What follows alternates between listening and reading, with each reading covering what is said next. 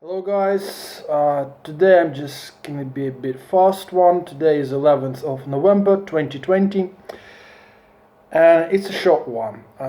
Just seen another notice of shelter about, it's just kind of a thing in UK to help people with housing and things like this.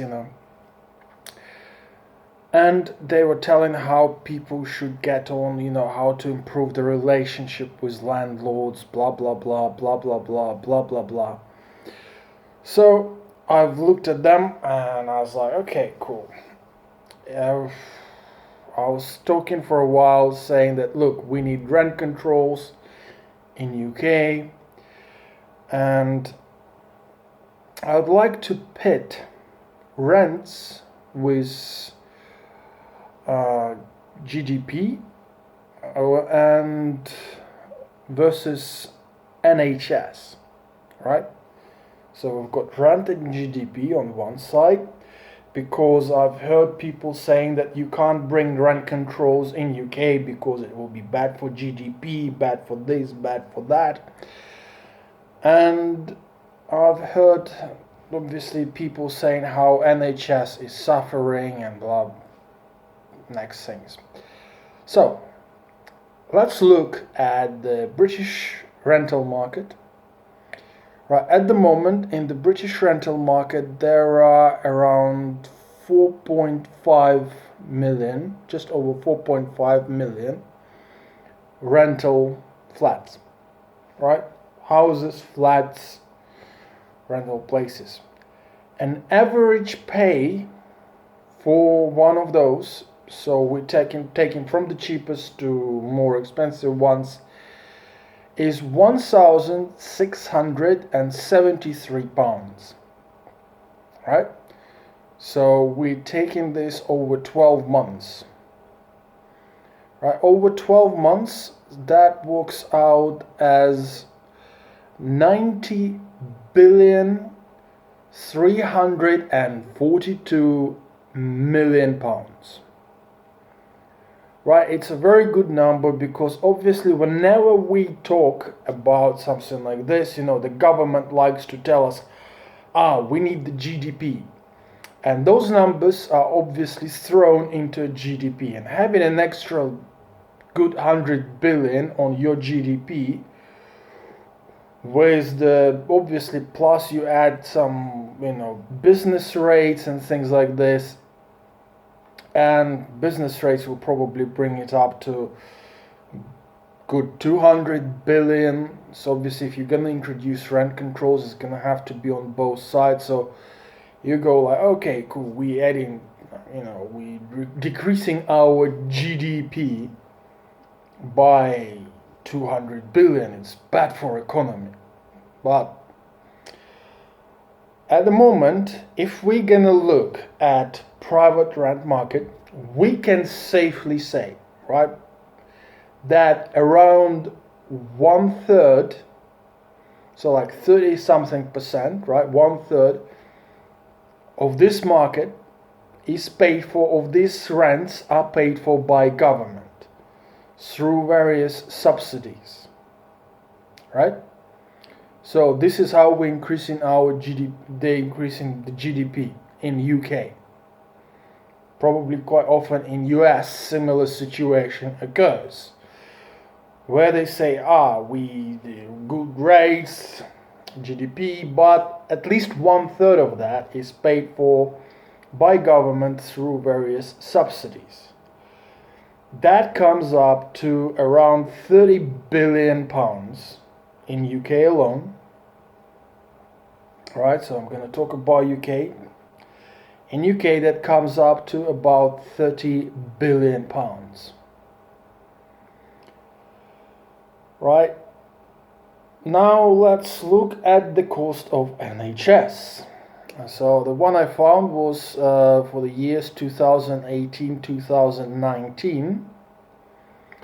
The total cost of the Department of Health and Social Care, so not NHS alone, the entire department, which is responsible for NHS and unemployment payments and God knows what else, right?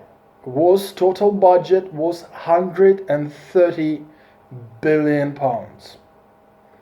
So essentially we're spending a quarter of that budget to pay overpriced rents to the landlords.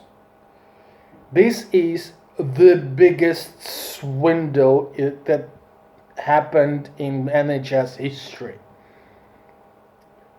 Right? The money is given to the private landlords. That's money siphoned out of the public purse to pay for the big private landlords, many of whom are either members of parliament or are friends with the members of parliament. As far as I remember, some members of parliament have hundreds of properties. Well, Her Royal Majesty has thousands of properties which she rents out. All that money, public purse. All those rents are paid for, like I said, 90 billion. Out of them, at least a third we can easily put towards the public purse.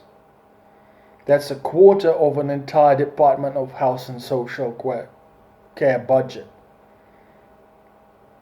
I don't know how many thousands that's for NHS, but divided by 50 weeks,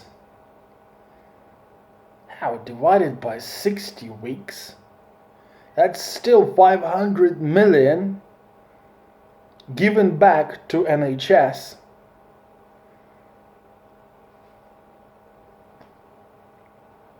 Every week. I think they promised like 3 million or however couple of mil each week to NHS if we get out of European Union. Well, if British government introduces rent controls the way they did in Berlin, we could easily bring down the cost of rentals and reinvest, I don't know, about, well, what, 500, few hundred million into NHS every month. Right? That is obviously going to increase our GDP by giving more jobs, more nursing jobs to local people, higher wages to nurses, higher wages to doctors, better medical care.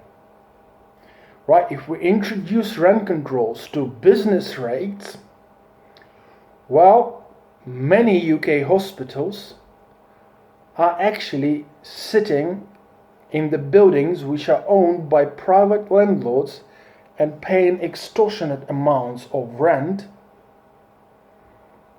That money could be brought back to NHS.